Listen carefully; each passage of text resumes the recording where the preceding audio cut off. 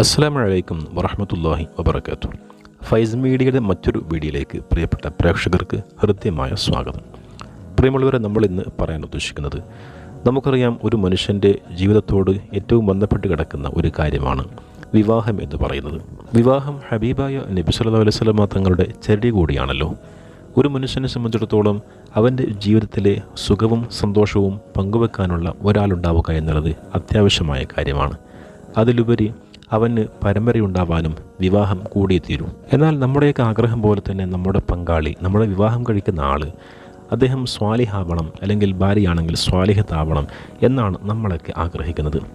അങ്ങനെയൊരു പങ്കാളിയെയാണ് നമുക്കൊക്കെ വേണ്ടതും.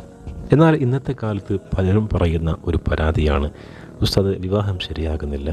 വിവാഹം ശരിയാവാൻ എന്തെങ്കിലും ആത്മീയപരമായ മാർഗങ്ങളുണ്ടോ, ദിക്കറുകളുണ്ടോ എന്നൊക്കെ ചോദിക്കുന്ന പല ആളുകളുമുണ്ട്. അവർക്കുള്ള ആത്മീയപരമായ കുറച്ച് കാര്യങ്ങളാണ് നമ്മൾ ഇന്നത്തെ വീഡിയോയിലൂടെ പറയാൻ ഉദ്ദേശിക്കുന്നത്. വിവാഹം ശരിയാവാതെ പ്രയാസപ്പെടുന്ന നമ്മുടെ കൂട്ടുകാർക്ക് ഈ വീഡിയോ ഷെയർ ചെയ്യാൻ മറക്കല്ലേ എന്ന് ആദ്യം തന്നെ ഓർമ്മപ്പെടുത്തുകയാണ്. പെട്ടെന്ന് വിവാഹം ശരിയാകുന്നതിന് വേണ്ടി നമ്മൾ ചെയ്യേണ്ട ഒരു കാര്യമെന്ന് പറയുന്നത്, മഹാന്മാർ പഠിപ്പിക്കുകയാണ്, ഒരാൾ സൂറത്ത് ത്വാഹ, അതായത് ത്വാഹ മാ അൻസൽന അലൈക്കൽ ഖുർആന ലിതഷ്ഖ എന്ന് തുടങ്ങുന്ന ആ സൂറത്ത് മഗ്രിബിൻ്റെയും അതുപോലെ ഇശാഇൻ്റെയും ഇടയിൽ ഓതുകയും അതിനുശേഷം അവൻ്റെ ഉദ്ദേശങ്ങളൊക്കെ പറഞ്ഞുകൊണ്ട് അള്ളാഹുവിനോട് പ്രാർത്ഥിക്കുകയും ചെയ്താൽ അവൻ്റെ വിവാഹം പെട്ടെന്ന് ശരിയാകുന്നതാണ് എന്ന് മഹാന്മാർ പഠിപ്പിക്കുന്നതായിട്ട് കാണാൻ സാധിക്കും.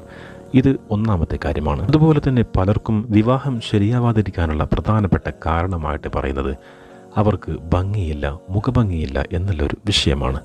എന്നാൽ മുഖഭംഗി ഉണ്ടാകുന്നതിന് വേണ്ടി നമ്മൾ ചെയ്യേണ്ട ഒരു പ്രധാനപ്പെട്ട കാര്യമെന്ന് പറയുന്നത്, മഗ്രിബിൻ്റെയും നേരത്തെ പറഞ്ഞതുപോലെ മഗ്രിബിൻ്റെയും ഇശാഇൻ്റെയും ഇടയിൽ സൂറത്തു യൂസുഫ് പതിവാക്കുകയാണെങ്കിൽ അവന് ആകർഷണീയത അതുപോലെ തന്നെ ഭംഗിയൊക്കെ ഉണ്ടാകുമെന്ന് മഹാന്മാർ പഠിപ്പിക്കുന്നതായിട്ട് കാണാൻ സാധിക്കും. വിവാഹം ശരിയാവുക എന്നതിന് പുറമെ നമ്മുടെ പങ്കാളി, നമ്മുടെ ഇണ സ്വാലിഹാവുക, സ്വാലിഹത്താവുക എന്നുള്ളതാണ് നേരത്തെ പറഞ്ഞല്ലോ.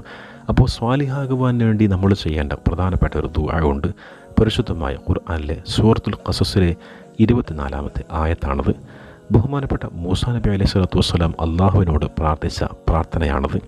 അതിൻ്റെ ഫലമെന്നോണം ബഹുമാനപ്പെട്ട മൂസാ നബി അലൈഹി സ്വലാത്തു വസ്സലാമിന് സ്വാലിഹത്തായ ഇണയെ അള്ളാഹു തആല നൽകുകയുണ്ടായി.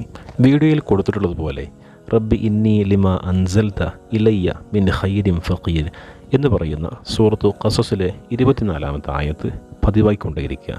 നമുക്ക് കഴിയുന്നത്ര പതിവായിക്കൊണ്ടേയിരിക്കുക.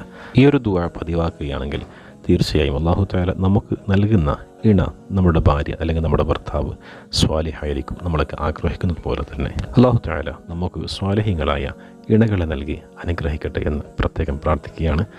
നിങ്ങളുടെ അഭിപ്രായങ്ങൾ കമൻ്റായിട്ട് രേഖപ്പെടുത്തുക. മറ്റൊരു വീഡിയോയുമായിട്ട് നമുക്ക് വീണ്ടും കാണാം. അസ്സലാമു അലൈക്കും.